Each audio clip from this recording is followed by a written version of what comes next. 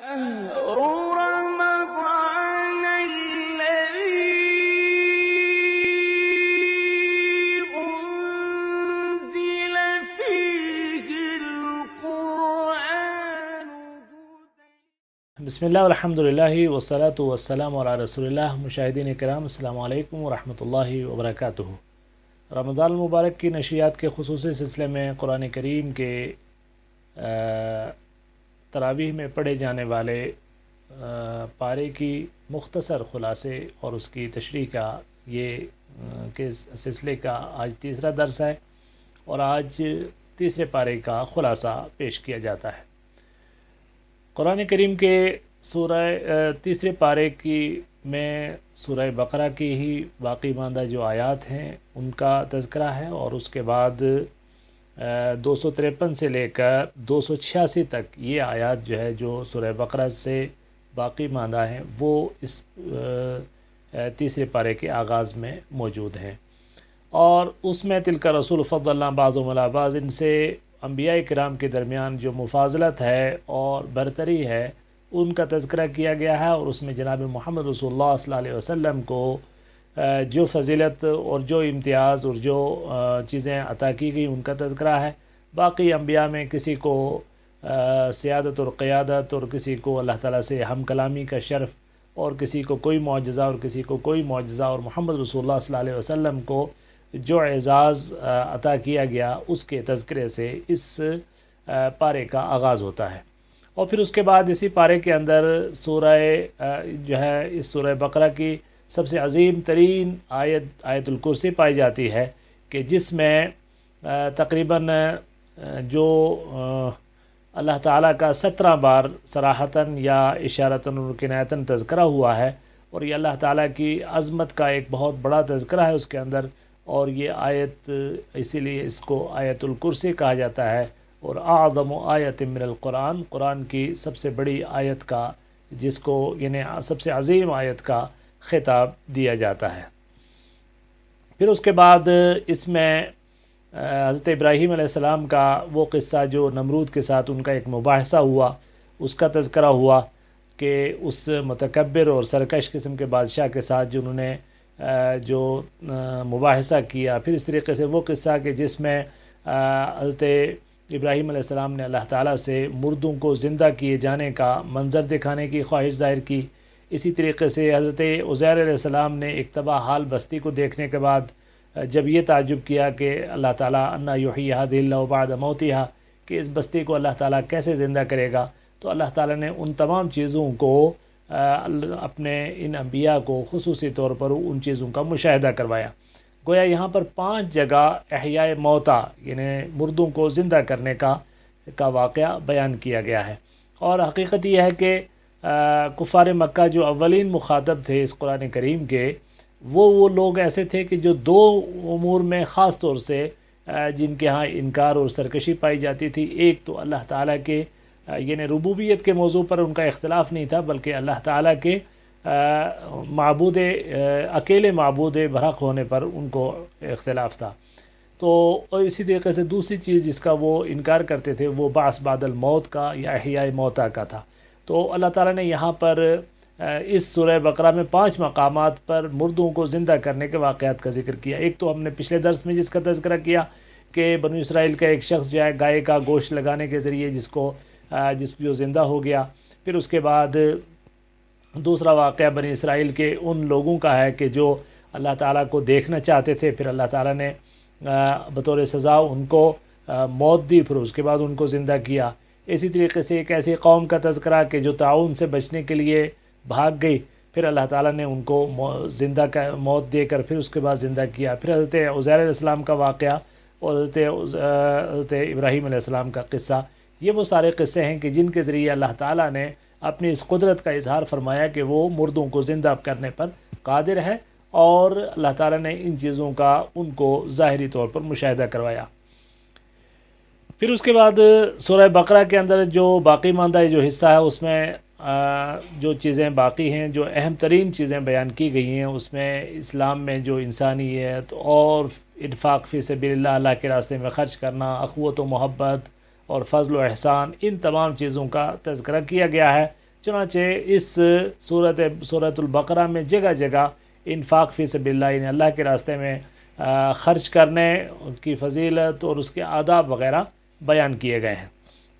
اور اس میں اللہ کے راستے میں اخلاص کی بنیاد پر جو لوگ خرچ کرنے والے ہیں ان کے لیے ایک ایسے کاشتکار کی مثال ان کو دی گئی ہے، ایک کھیتی کرنے والے کی، کہ جو زمین میں ایک دانہ بوتا ہے اور اس سے 7 بالیاں اگاتی ہیں، اور ایک ایک بالی میں 100 دانے ہوتے ہیں، اور اس طریقے سے گویا ایک دانہ ڈال کر جو ہے وہ سینکڑوں دانے وہ واپس لیتا ہے۔ اسی طریقے سے اللہ تعالیٰ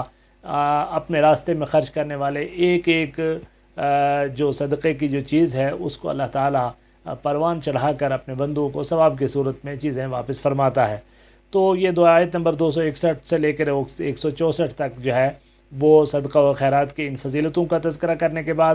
اور پھر اس کے صدقہ اور خیرات کے شرائط اور آداب بیان کرتے ہوئے آخر میں جو بات فرمائی ہے آیت نمبر 263 میں کہ قول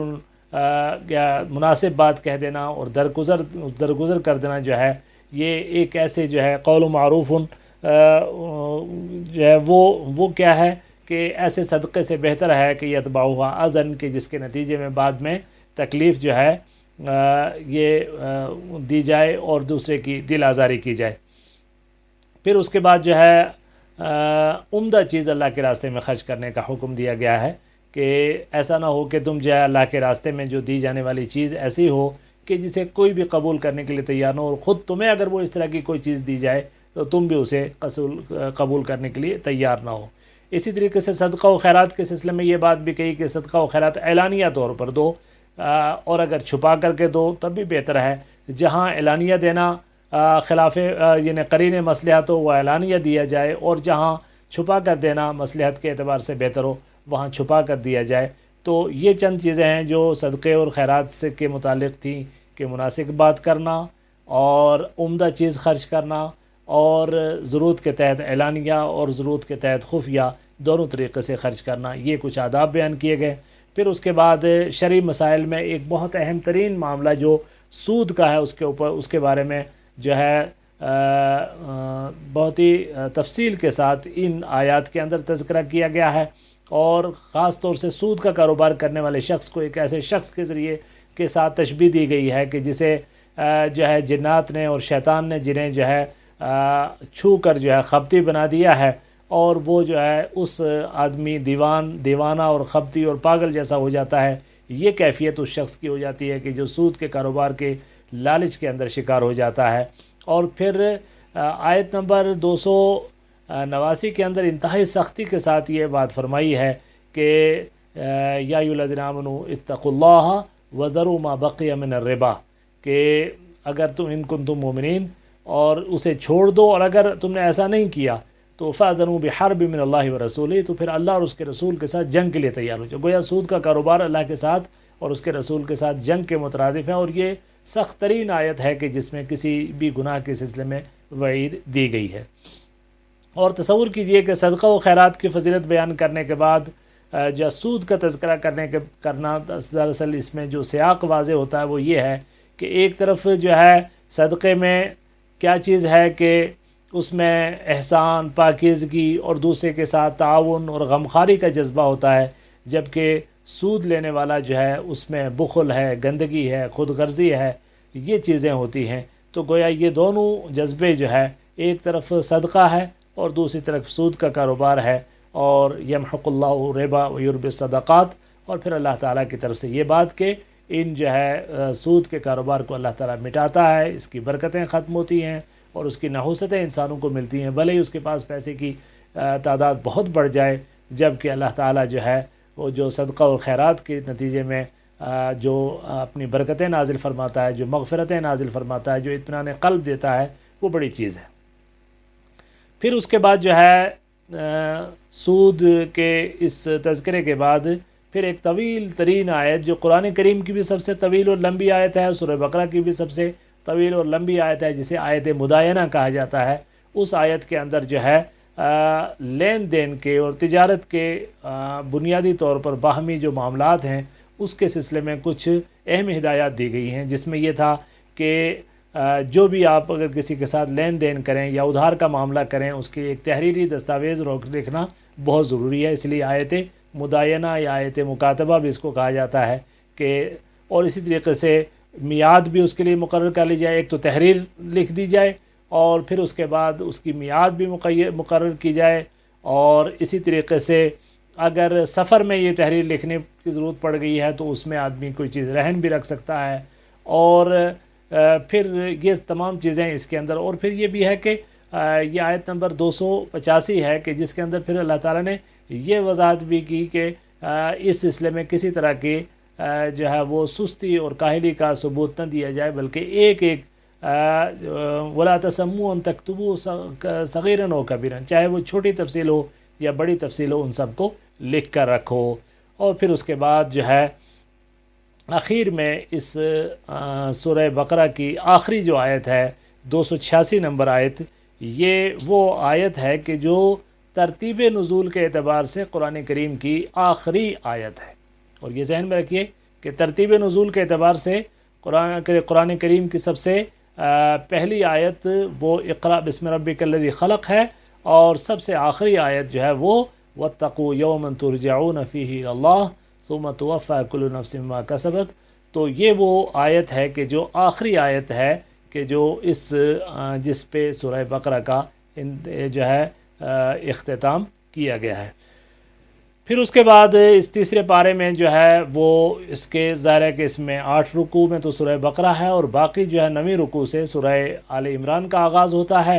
اور یہ بھی مدینہ کے اندر نازل ہونے والی یہ صورت ہے، اور اس میں 20 رکوع ہیں اور 200 کے قریب آیات ہیں، اور چونکہ اس میں حضرت عمران کا تذکرہ کیا گیا ہے اور ان کے خاندان کا، اسی لیے آل عمران جو ہے اس صورت کا نام ہے۔ اور یہ دونوں سورہ بقرہ اور سورہ آل عمران، ان کو زہراوین یعنی 2 روشن صورتیں قرار دیا گیا ہے، اور اس کے پڑھنے کی بہت بڑی جو ہے فضیلت اللہ کے رسول صلی اللہ علیہ وسلم نے بیان کی ہے۔ اور دوسری اہم بات یہ ہے کہ ان دونوں صورتوں کا آغاز جو ہے الف لام میم سے ہوا ہے، اور اس صورت کی یہ آیات جو ابتدا کی آیات ہیں یہ اس وقت نازل ہوئیں کہ جب اسلام غلبہ پا چکا تھا، اور مختلف وفود مدینہ منورہ رسول کریم صلی اللہ علیہ وسلم کی خدمت میں آ کر اطاعت کا اور قبولیت اسلام کا اظہار کر رہے تھے۔ اس موقع پر نجران کا جو علاقہ ہے وہاں سے عیسائیوں کا تقریباً 60 افراد پر مشتمل ایک وفد آیا، اور انہوں نے آ کر اللہ کے رسول صلی اللہ علیہ وسلم سے کچھ معاملات پر بحث کرنے شروع کی۔ تو اس حوالے سے جو ان کے ساتھ جو مباحثہ ہوا اور پھر جو دلائل دیے گئے ان سب کا بھی اس میں تذکرہ کیا گیا، اور سب سے پہلے انہوں نے حضرت عیسیٰ علیہ السلام کو اللہ تعالیٰ کا بیٹا ثابت کرنے کی کوشش کی، تو ان کے جتنے بھی استدلالات تھے ان کا اللہ تعالیٰ نے جواب دیا، اور اس میں یہ بات بھی فرمائی کہ قرآن کا کچھ حصہ تو محکم ہے اور کچھ متشابہ ہے، اور محکمات کیا ہیں، متشابہات کیا ہیں، ان کے سلسلے میں جو ہے جو چیزیں ہیں وہ ساری کی ساری بیان کی، اور پھر جو ہے کلمۃ اللہ یا روح اللہ جیسے جو الفاظ تھے جو حضرت عیسیٰ علیہ السلام کے متعلق کہے گئے تھے، ان متشابہ الفاظ کے ذریعے اگر کوئی آدمی اپنے غلط عقیدے کی بنیاد قائم کرتا ہے محکم آیات کو چھوڑ کر، تو یہ دلوں کے ٹیڑھا پن کی علامت ہے۔ پھر اس کے بعد جو ہے اگلی آیات میں اہل کتاب کے وہ مظالم یا وہ ان کے جرائم، اور خاص طور سے یہ دیکھیے کہ سورہ بقرہ کے اندر یہود کا تذکرہ زیادہ ہے، اور ان کے جو ان کی تاریخ کے وہ تاریک پہلو کے جو جس کے ذریعے وہ اللہ تعالیٰ کے غضب کے مستحق ہوئے ان کا تذکرہ کیا ہے، اور اس سورہ آل عمران میں نصارہ کا زیادہ یعنی عیسائیوں کا زیادہ تذکرہ ہے، اور ان کے معاملات کے سلسلے میں گفتگو کی گئی ہے۔ تو اس میں اہل کتاب جو ہے نے جو اللہ انبیاء کرام کو جو قتل کیا، خون ریزی کی، اللہ کے نیک بندوں پر ظلم کیا، اور یہ بھی تذکرہ کیا گیا۔ پھر مسلمانوں کو یہ سمجھایا گیا کہ ایمان والوں کو ہی ان کے ساتھ دوستی رکھیں، اور ایمان والوں کو چھوڑ کر کفار کو اپنا دوست نہ بنائیں، چونکہ ہمارے اور اہل ایمان کے درمیان جو رشتے کی بنیاد ہے وہ ایمان ہے، اور جو لوگ اس رشتے میں ہمارے شریک نہیں ہیں وہ کبھی بھی دل سے وہ ہمارے دوست نہیں ہو سکتے۔ پھر اس کے بعد جو ہے 3 سبق آموز قسم کے قصے بیان کیے گئے ہیں سورہ آل عمران میں، کہ جو خارق عادت ہیں۔ خارق عادت کا مطلب یہ ہوتا ہے کہ وہ قصہ، وہ واقعہ یا وہ چیز کہ جو اللہ تعالیٰ کے جو قوانین اس دنیا کے اندر جاری اور ساری ہیں، جن کو حواس کے ذریعے محسوس کیا جا سکتا ہے، ان سے ہٹ کر جو ہے میٹا فزیکل جو واقعات جو پیش آتے ہیں، جن کو خارق عادت کہا جاتا ہے، ما فوق الاسباب جو چیزیں ہوتی ہیں، ان میں کچھ چیزوں کا ذکر کیا ہے، اور اس میں جو ہے وہ کیا کیا چیزیں ہیں کہ جن کی وجہ سے جو ہے ان خارق عادت واقعات کو بنیاد بنا کر جو ہے وہ عیسائی گمراہی کے شکار ہوئے۔ اس میں سب سے پہلے حضرت مریم علیہ السلام کے جو والد ہیں حضرت عمران، اور ان کی والدہ جو ہے ان کی بیوی جو حنہ جو ہے بنت فاقوس جن کا نام کہا جاتا ہے، تو وہ جو ہے ان کا تذکرہ ہے کہ ان کے ہاں بہت عرصے تک کوئی بچہ پیدا نہیں ہوا، اور پھر اللہ تعالیٰ نے ان کو انہوں نے اللہ تعالیٰ کے ساتھ یہ نظر مانی کہ ان کو اگر اولاد دی جائے تو اللہ کے راستے میں اس اولاد کو جو ہے وقف کر دیں گی۔ چنانچہ ان کے ہاں حضرت مریم کی پیدائش ہوئی، اور اس پر ان کو مایوسی ہوئی کہ اگر بیٹا ہوتا تو میں اسے اللہ کے راستے میں وقف کرتی، لیکن اللہ نے فرمایا کہ اللہ ہی بہتر جانتا ہے کہ کس میں زیادہ فائدہ ہے، بیٹی میں ہے یا بیٹے میں ہے۔ چنانچہ حضرت مریم کو انہوں نے بیت اللہ جو ہے بیت المقدس کے نام وقف کر دیا، اور پھر ان کی پرورش جو ہے حضرت زکریا جو ان کے پھوپھا ہیں انہوں نے جو ہے